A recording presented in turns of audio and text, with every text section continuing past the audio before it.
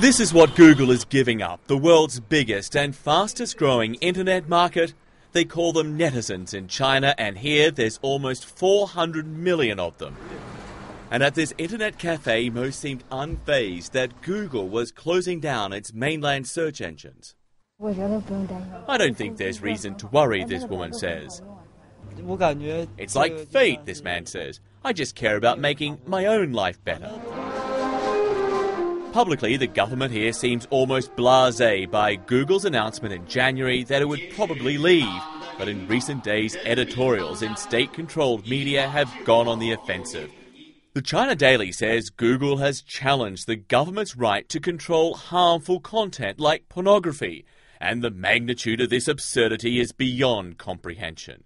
China Radio claims Google has deep connections to the Obama administration and search results are biased, adding it's ridiculous and arrogant for an American company to attempt to change China's law. Others say it's a commercial decision. Google is a distant second to local search engine Baidu, with about 30% market share and profits of around $300 million last year. Of course, for Google globally, that's not a major number, but I don't think the decision makers' calculus would have changed very much if the number was much, much higher or much, much lower.